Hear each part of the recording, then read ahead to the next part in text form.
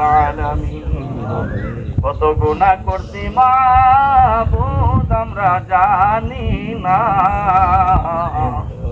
মাফ কইরা দাও জীবনে। তুমি যদি মাফ না করো তোমার বান্দারে, বলো তোমার বান্দা গো যাবে কারদাসি। মনে বড় আশা লইয়া আমরা হাত বাড়াইছি যাই, নইলা কাবইয়া যেন ফিরিয়া না যাই।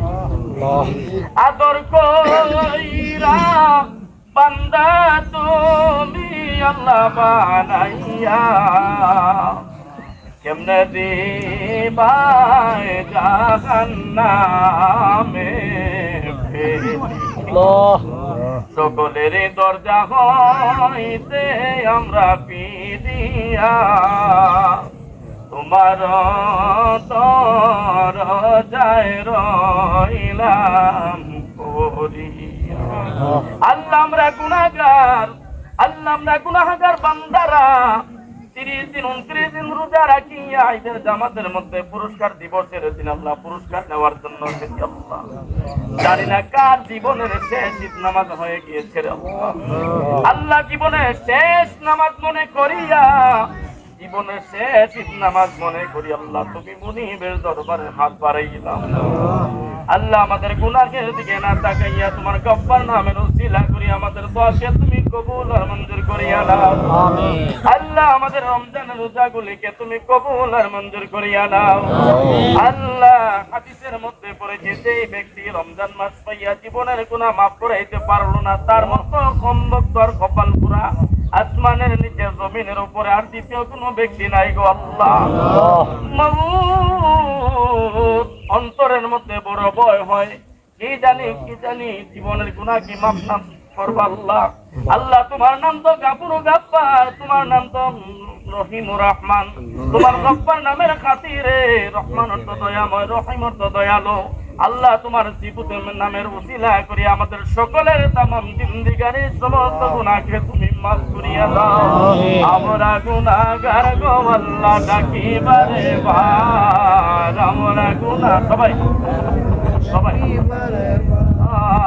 আমরা গুনাহগার আল্লাহ ডাকিবারে, তুমি ক্ষমা না করিলে ক্ষমা পাবো কার। আমরা গুনাহগার আল্লাহ ডাকিবারে বার, আমরা গুনাহগার আল্লাহ আমরা গুনাহগার, গুনার নাই কোনো বরাবর। আল্লাহ আমাদের গুনার দিকে না তাকাইয়া তোমার হাবিবুল্লাহর খাতিরে আমাদের সকলের তামাম জিন্দেগানির সমস্ত গুনাহ তুমি মাফ করিয়া দাও। আমিন। আল্লাহ তোমার নেককারের জামাতকে নিয়ে হাত বাড়াইলাম আল্লাহ। এই জামাতের মধ্যে আমার মতো গুনাহগার আর নাখান্নান পাবিত্র তোমার নীল আসমানের নিচে জমিনের উপরে আর দ্বিতীয় কোনো ব্যক্তি খুঁজলে পাওয়া যাবে না রে আল্লাহ। মাবুদ আল্লাহ এলেন নাই, কালাম নাই, দোয়া করার কোন যোগ্যতা নেই আল্লাহ। আমাকে অনুমতি দেয়া হয়েছে তাই আমি তো হাত তুলেছি মাওলা। আল্লাহ আমি সবচেয়ে অযোগ্য বান্দা তোমার। আল্লাহ তোমার আসমানের নিচে এই জামাতের মধ্যে সবচেয়ে অযোগ্য ব্যক্তি হিসাবে হাত বাড়াইলাম। আল্লাহ যারা হাত বাড়িয়েছেন তারা তো যোগ্য, তাদেরকে উসিলা করে আজকের মুনাজাতকে তুমি কবুল আর মঞ্জুর করিয়া দাও। আমিন। আল্লাহ জানি না এই জামাতের মধ্যে কার জানি মা নাই, কার জানি বাবা নাই, কে জানি এতিমের মতো হাত বাড়াইছে গো আল্লাহ। কে জানি বাড়িতে যাইয়া আম্মা বলে ডাক দেওয়ার তৌফিক নাই, কে জানি বাড়িতে যাইয়া আব্বা বলে ডাক দেওয়ার তৌফিক নাই। মা হারা বাবা হারা সন্তানদেরকে নিয়ে হাত বাড়াইলাম আল্লাহ। আমরা এতিম সন্তানদেরকে উসিলা করি আমাদের মা বাবার কবরটারে তুমি জান্নাতের বাগান বানাইয়া দাও। আমিন। আল্লাহ তোমার মায়ের বান্দারা চোখে পানি ছেড়ে দিয়েছে আল্লাহ, এই চোখের পানিকে উসিলা করিয়া আল্লাহ আমাদের সকলের মুর্দেগানের কবরটারে জান্নাতের বাগান বানাইয়া দাও।